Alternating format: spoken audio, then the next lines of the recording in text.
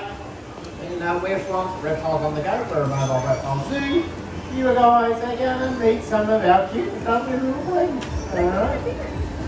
Now hopefully some of you won't become part of the cute cuddly friends. Dinner. Now before I come out, I will ask that you guys don't hang off the banners, please. They are there to protect me from the most dangerous animals on the planet.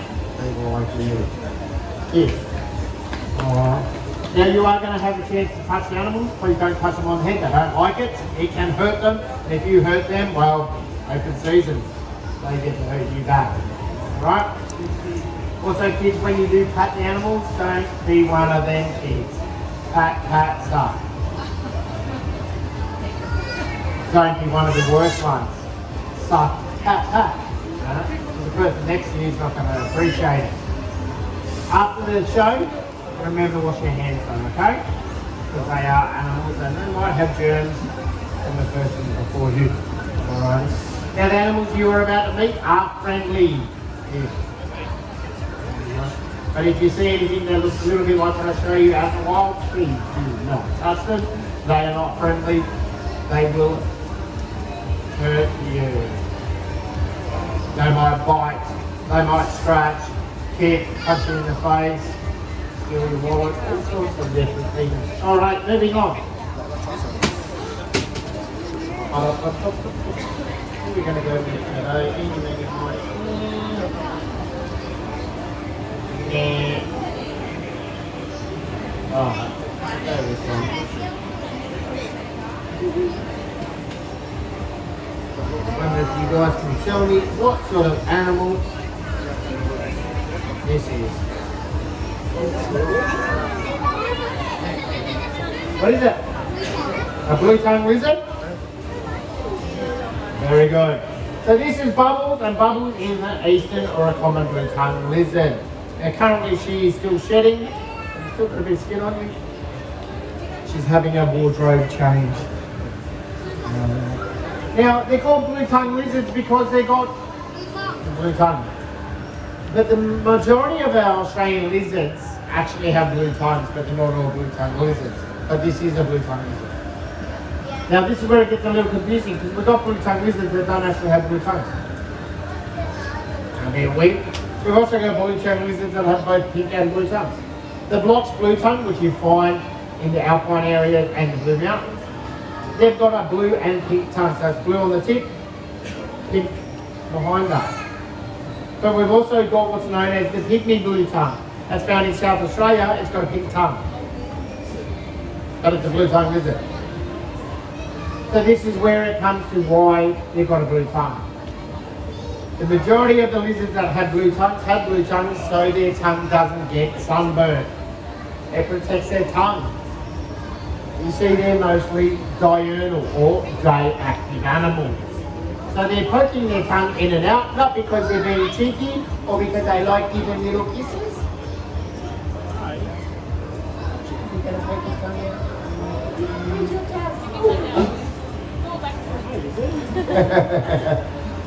What they're doing is using their tongue to smell with. Right? That's how they find their food. Right now, Bubbles here, she's smelling all around us, including which one of you needs a bath. Yeah. She tends to stare at the person that needs a bath the most. That's you. Wow. So, because they're poking their tongue in and out, if it was pink or even yellow, it would get sunburned. Second reason for the blue coloration is to basically scare away predators. Alright? So if an animal comes up trying to eat them, they'll actually use that tongue as a warning, because in the wild, blue is a colour that is often used for dangerous plants and animals. Two animals we find around the Sydney region that are blue or use blue, the blue ring octopus and the blue bottle. They use blue to warn you that they're extremely dangerous, to leave them alone. So, a little bit of friendly advice. If you go to the beach area and you do see a little cute octopus, leave it alone. Don't be one of those lovely people that are a bit silly. Pick up the octopus, put it on their hand because they want a selfie. it's a one-way trip to the morgue. You see, blue ring octopus is highly toxic, and when they bite, you don't feel it. The first sign of an indication that you've been bitten is you will start getting pain at the bite site, a little bit of swelling, but then it's hard to breathe. It's kind of like someone sitting on your chest, because their venom affects your diaphragm. Stops it working. Without the diaphragm working, your lungs should not all work. You can go into cardiac arrest quite quickly. If you don't get to hospital for treatment, it won't look very good for you. So these guys, they're smart. They use that to their advantage. They flash that tongue as a warning. Now if that doesn't work, these guys will run away and they'll make sure their tail wags behind them, which grabs the attention of that predator. Predator grabs the tail disconnects. Lizard keeps going, predator's got this wiggling tail. They get at least something to eat. Upside is, bubbles here, it's going to grow a new tail back. Okay? Better to sacrifice a tail you can replace than a head that you can't. Now blue tongues are classed as omnivores, so they like to eat both vegetation and animals. They eat all kinds of different plants, love eating bugs. Things like snails, slugs, spiders, including the funnel-web spider, worms, whatever they can. So they are a ground-dwelling species, so they will burrow through leaf litter looking for food, using that tongue to find that food. Now, anyone want to take a guess? Is Bubbles a boy or a girl?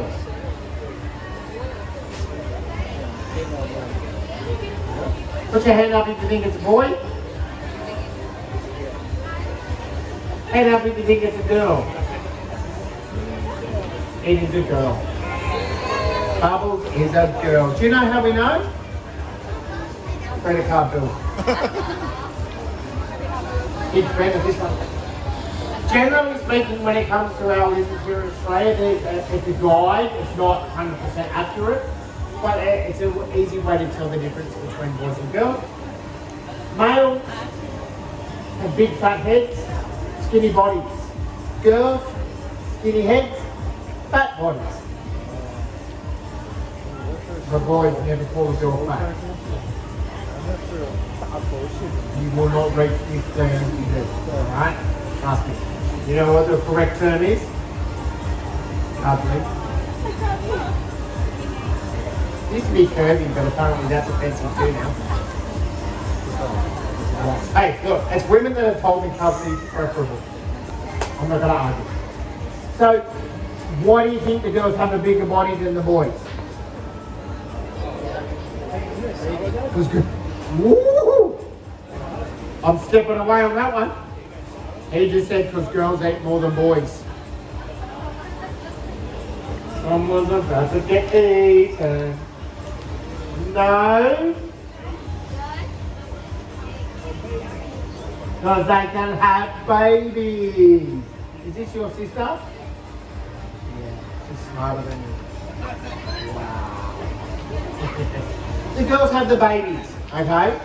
So they need more room in their body to allow for those babies.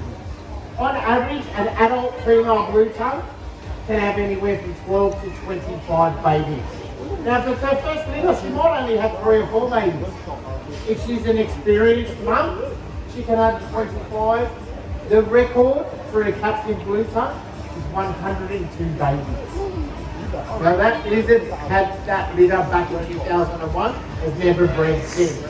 Every time the boys go, yeah, it's breeding season, she tries to rip their head off. I don't know why. I mean, what's the problem? 102 babies, easy. Pop her out. Now when the mother has her baby, she does the smartest thing a mum can ever do. See ya. She drops and runs. She leaves the baby. Not because she's being cruel, because the babies are self-sufficient, they're able to look after themselves. Let's face it, how many lizards do you see running around here wearing a nappy? None. Drinking a bottle? None. The mum can't do anything for them, the babies look after themselves. Mum leaves. If the babies hang around the area where they were born for too long, and mum's still around, she will be hungry enough to eat her own baby.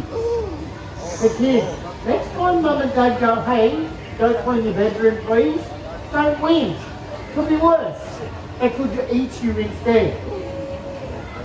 Alright, moving on.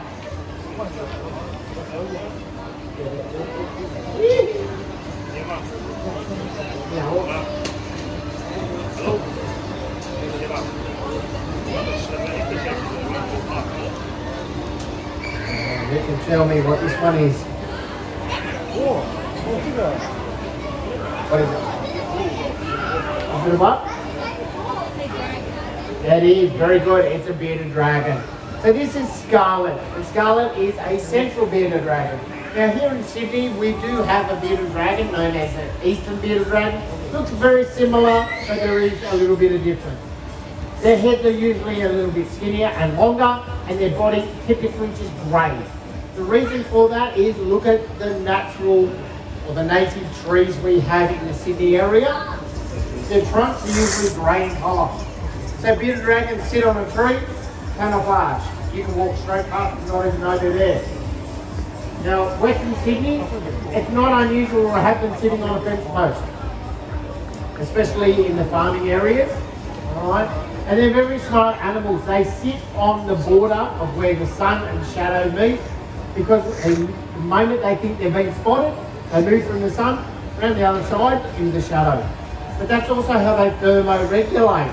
It's how they control their temperature. So to warm up, they move into the sun, they sit there and absorb a lot of the sun's heat and the rays. Once they start getting a bit too warm, so their preferred body temperature around 37, 38 degrees, similar to us, they slip around into the shade. They start getting cold, or cool, or cool, or they do that all day. But they also keep an eye out for food. They love their bugs. They'll eat plants as well, but they love their bugs. So, while Scarlet here's sitting on a tree, she's looking around. She's looking on the ground, but she's also looking in the sky. So she's looking for predators and she's looking for food. As soon as she spots something moving around on the ground, she'll dart down, grab it, eat it, back up. Okay? So I'll get you guys to have a pat. Nice and gentle. You might notice that she feels a little bit different to a wild bearded dragon would, because she's what's called a leatherback. She has a genetic mutation that basically has flattened her scales on her body, so they're quite smooth, whereas normally they're quite triangular and really, really prickly. Now when they feel threatened, what they'll often do is inflate their body by swallowing air. They'll open that mouth, and the inside of the mouth is yellow, and it looks quite intimidating, because they also project their beard when they're a bearded dragon. The scales under their chin, they push it forward, it looks like a beard. That looks scary. By looking big and all those spines sticking out, not very appetizing. Right? It's a way of stopping animals wanting to eat one. Unfortunately for Scarlet, because she does have that mutation, animals would be able to eat her quite easily because she's not very prickly at all. Now, how many eyes do you think Scarlet has? How many eyes? Two? Who else thinks two? She does in fact have 3 eyes. Most of our lizards here in Australia have what's called a remnant third eye. It can't see out of its eye, right? Like Mum's got eyes in the back of the head, it's on the top of Scarlet's head. It's a light sensitive cell. So if you actually look at the top of the head, it's a tiny little grey dot right in the centre. Point to where it is so you can actually see. Right there. Yep. So that little scale there detects shadows. So when she's basking out the sun, she'll sleep to conserve energy, but she needs to be aware of her environment. So as soon as a shadow touches that sensitive cell, it wakes her up, tells her she's in danger and she can hide. It's like when you try to pinch something out of the pantry, Mum always knows, right? Now, moving on. Who likes snake? You like snakes? Alright. I'm going to get a snake out for you guys now.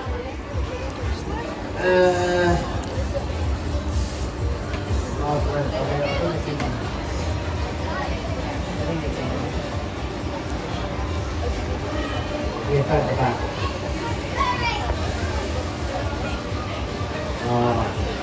So this little snake here is a local species to the area.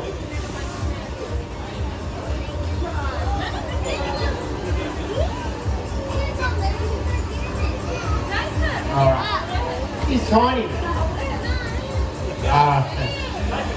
Now, ladies and gentlemen, you are in the company of a well-known, famous musician slash singer, Neil Diamond. Yeah, really bad joke. This is Neil, and he is a diamond python. The diamond pythons are endemic to the Sydney Basin. What that means, kids, is they're locals. You find them right here in Sydney, northern beaches, eastern suburbs. They're around. Now, it's estimated 1 in every 10 homes throughout the Sydney region has a diamond python living in their roof. And that's because their favourite food also lives in your roof cavity. Rats and possum. That's going to break that split. So if you've ever been at home and you hear that scurrying around in the roof, really noisy, especially possums, they're noisy animals, and suddenly it just stops, odds are your local snake's got dinner, alright? Now, Neil here is quite capable of eating an adult male brush-tailed possum. Now, brush-tailed possum is larger than a domestic cat, which means, guess what else is on the menu? Your puss-puss.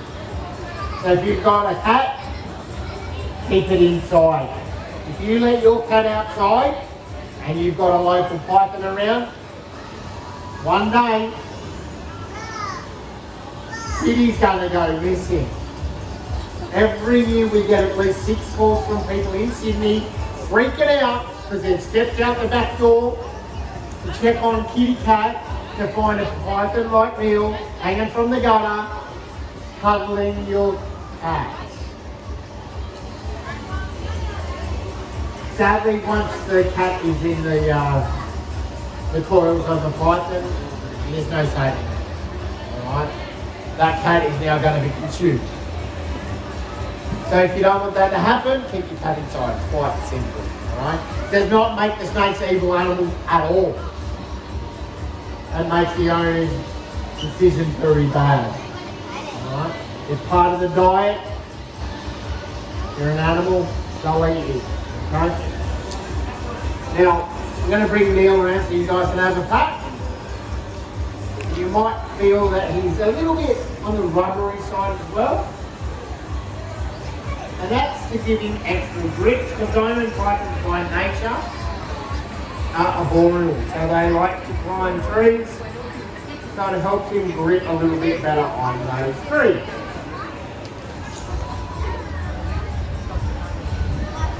Now kids, what do you do if you come across a snake at home in the backyard? Kiss it?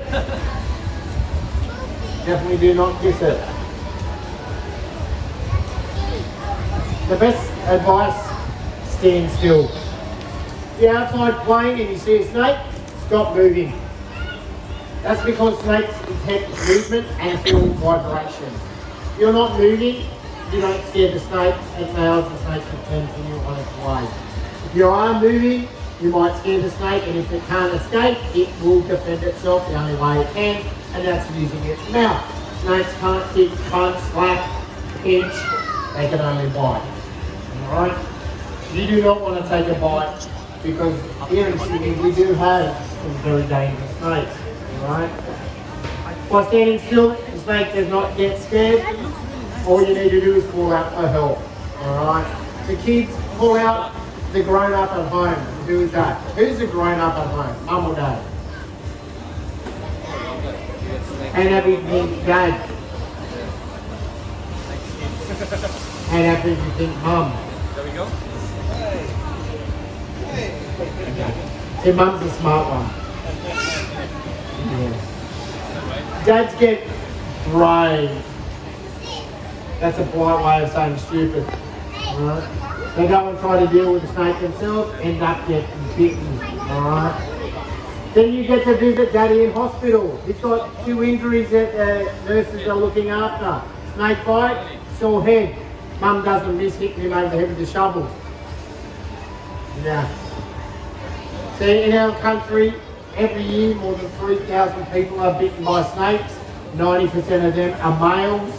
85% of those males are bitten trying to catch or kill the snake. You want a pack? So if you don't want to get bitten, leave the snake alone. It's like I like to say, if you don't want to get electrocuted, don't stick a knife in a barrel point. Bit of common sense, really. Yeah.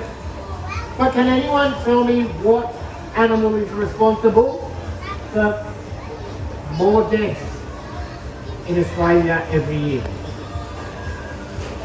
What animal kills the most people every year? Taxi drivers aren't included.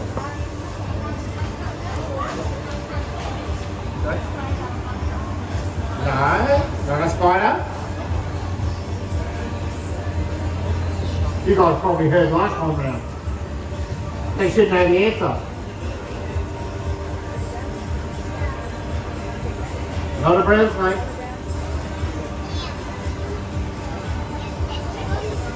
No. Horse. Every year in our country, on average, 20 people are killed by horses. 10 people killed by cattle.